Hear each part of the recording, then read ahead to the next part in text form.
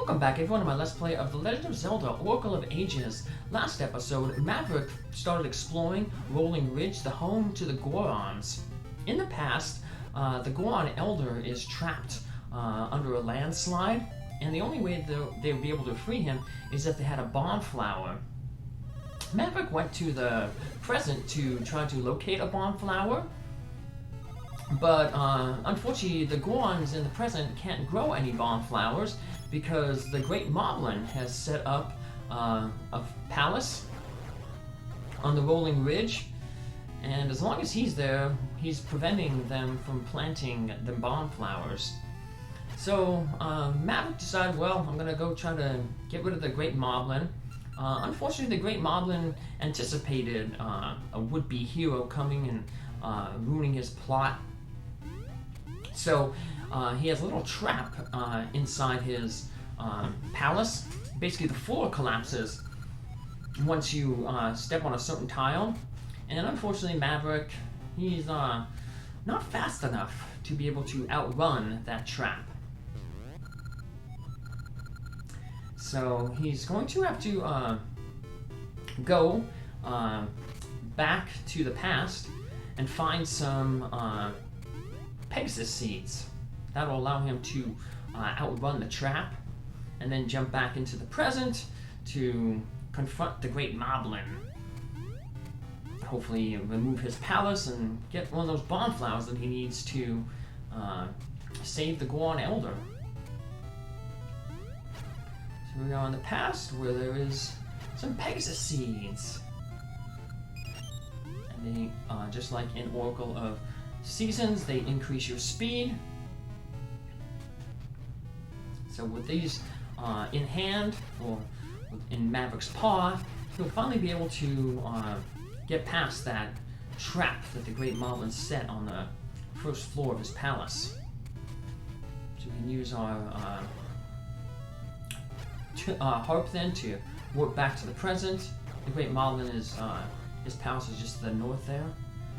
We have so many monsters here. I want to finish him off, and that way next time I go back to the past to free the... When I go to the past to free the Goron Elder, I will have defeated enough enemies to have the Gasha tree that I planted mature. I can farm it, so it takes 30 enemies because we don't have the Gasha ring. So here's the Great Moblin's palace, and before we hit that second corner up there in the upper left, yep, the floor starts collapsing. But with the Pegasus seeds, we're able to outrun the collapsing floor, and there's a bunch of bomb flowers there. And here's the Great Moblin. When does my find keep so impertinently? Ha! I've got it. You've come to steal the bomb flowers I'm collecting, haven't you? It won't happen, you pilfering thief. Don't think I'll let you out alive. So, on one hand, he's easier here than in Seasons, because in Seasons, he started going really, really fast. The only way to defeat him at the end was to perfectly time a bomb throw at him when he was picking up a bomb. That was a little difficult. The first part was really easy. This one, you don't have to worry about that end being tough, but the entire battle is a little bit tougher because you see the Moblins here. He has some helpers throwing bombs, and if those bombs hit you, you'll often drop the bomb that you're holding. So you're not just you know, picking up bombs, throwing them at the Great Moblin. You're having to avoid the bombs that the other mobs are throwing. But luckily, like I said, he doesn't speed up at all, so... And we have defeated the Great Moblin! I don't know who you are, or where you're from, but thank you for getting rid of the Great Moblin. That wretch was keeping us from growing bomb flowers. Now we can grow bomb flowers without any worries. Take one as a sign of our thanks. We got a bomb flower, handle it with care. Now I think about it, long ago a young rat saved the Goron Elder. Maybe you can be like that rat. We won't get pushed around the next time a guy like the Great Moblin comes around. Thanks! And that staircase there that appeared. Well, I'll talk about it a little bit. First, to see what the Mako Tree has to say. Ma'am, your name has appeared in old Goron tales. The legends tell of a great hero who saved the Gorons in their hour of need. What could this mean? Time travel shenanigans. So you see there's a key door over there. That's the 5th dungeon. But as I was saying, there's that little... when I first went through the Great Moblin's Palace, there was... when you fell down the floor and you went into the basement, you could find a ring down there. If you didn't get that ring the first time you went through, that staircase that appeared there in the upper left corner, that will take you back down to the basement of the Great Moblin's Palace. So you're not locked out from getting that ring. Still have to appraise that ring. Let's reset the enemies here. And we can take out a few more. Like I said, we need at least 30. So this is the second maple encounter since we planted that seed, which means that the Gasha plant will now be fully mature. You can actually harvest the nut that appears with it. So maple takes 15 because we have that ring to appear. The Gasha plant takes 30. So the fact that we got maple appear twice means we're good to go. So let's go harvest that seed. There it is. And we can plant another seed out. We have so many Gasha seeds. Might as well plant another one here. And let's talk with the Gorons. Hey! Is that one of the legendary bomb flowers? You can't fool me. That's the unmistakable smell of a bomb flower. Please, let me have that bomb flower. Okay.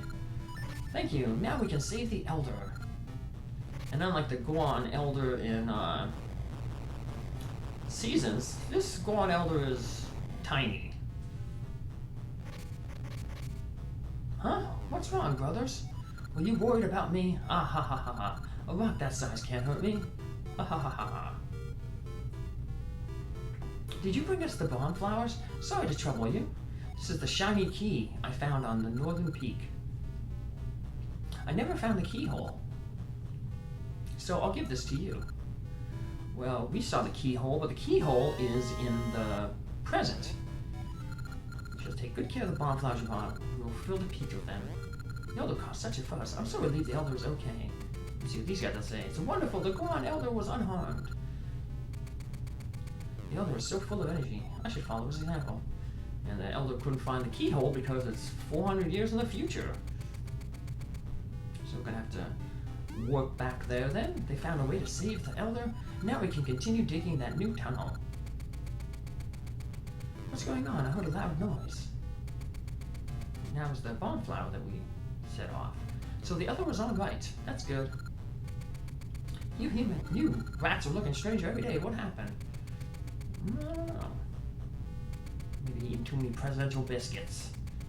That's the oxbow rat pellet that rats seem to like. Named presidential biscuits because President Phibbs used to like to eat them. He made a little song about them, so look up Marty Mouse House presidential biscuits for the song. I guess I can link it in the video description.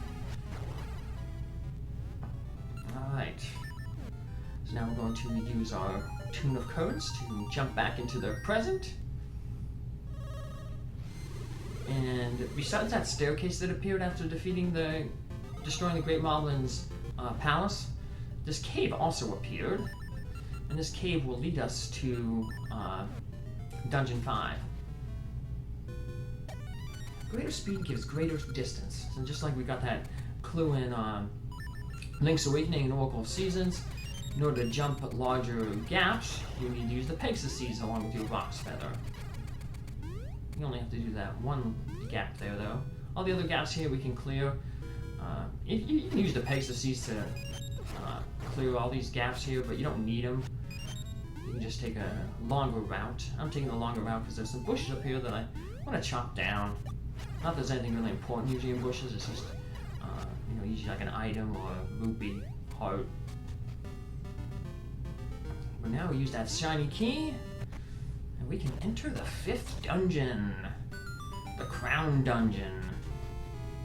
Crown Dungeon. Yeah, even you see the outside there, when you went in, there was like a crown on the wall. So I guess moblins are pretty prevalent here. Makes sense, I guess they were. Maybe they're all forces of the Great Moblin. Now, if you don't have the Noble Sword and can't shoot beams, or you have the Noble Sword and say you took damage and you can't shoot beams anymore, you can always use your Seed Shooter to shoot. It shoots over the red and blue blocks that come up and down, depending on what color the switch is. So hitting the switch will change what blocks go up, which go down. A lot of times we're going to have to be alternating which blocks are up and down to go further in the dungeon. And also, speaking of block puzzles, we got another one of these switch hook puzzles. And our item that we'll be getting in here, we'll actually be able to create blocks. Now this is basically a big block puzzle dungeon. Between the red and blue blocks, you have to switch up and down. There's switch hook blocks, so you gotta move on to switches. And the item that we're gonna get is the Cane of Samara. You might remember that from if you played A Link to the Past. It's that cane that creates blocks. And we're gonna have to use that cane to, in a lot of creative ways in this dungeon. Sometimes to find fake floors, other times to block statues from moving, other times we'll have to use it to set off switches. As you can see, we can use our Seed Shooter to hit those blocks. Whatever color the orb is, that is the block that will be up, in the up position. Here's a little puzzle. We have to hit all 3 of these eyes in rapid succession. And the only way you can do that is by basically bouncing a seed, like how I did there. Basically make an M shape. And we get a key. Now I can head back to the entrance. Always try to remember what blocks were up and down. Put that back. Alrighty. Like I said, these first few things ain't too difficult in terms of it doesn't matter what blocks you have up, because there'll usually be a block, an orb, to switch the blocks around. But later on in the dungeon, if you don't have the correct blocks up or down, you might run into a dead end and have to backtrack a few rooms to find one of the orbs. So, but if you're following along here, you don't have to really worry about that.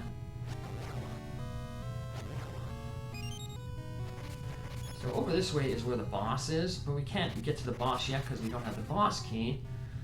But we can get this treasure chest here, which contains the map. Dungeon map. And the map is going to basically be in the shape of a crown. This makes sense. I mean, it's the Crown Dungeon. There's a crown logo. It's going to look like a crown in form. Alright, let's head over to the left here to these blocks. And we see there's 4 dots there, well, 4 buttons, not dots. I guess they're kind of like dots. There's 4 buttons there, but there's only 3 statues. That's a clue that basically we're going to get an item that can make blocks. So this puzzle, we just have to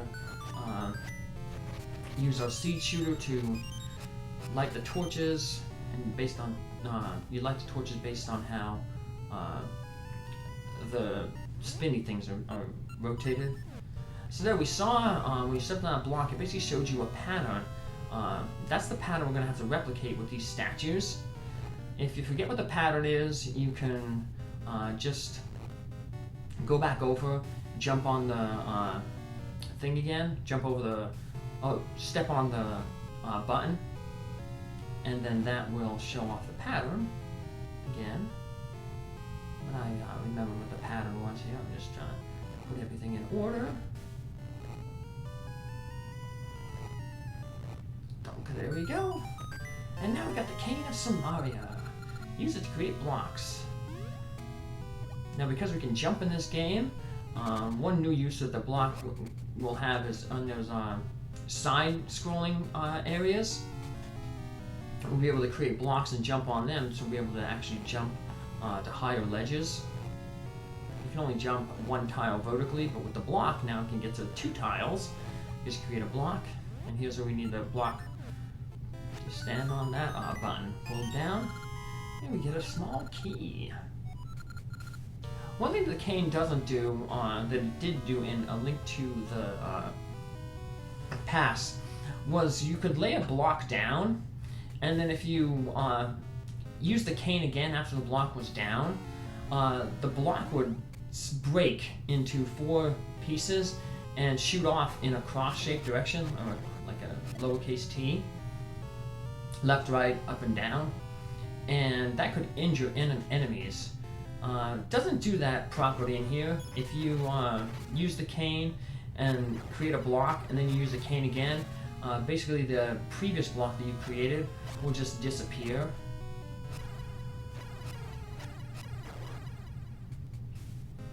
You can, because you can throw items in this game though, another thing you can do though, so there's some things you can do in Link to the Past that you can't do here, but other things you can do in here that you can't do in Link to the Past is you can pick up blocks that you create with the Cane of Samaria, and you can throw them.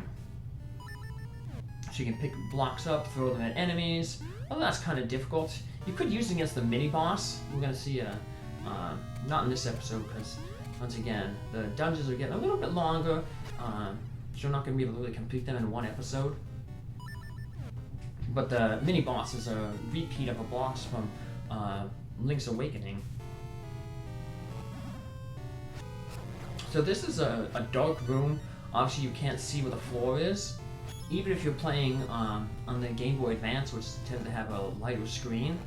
So basically to find your way, to navigate your way, basically you would create a block and just push it. If you see the block disappears, that means it fell into a pit.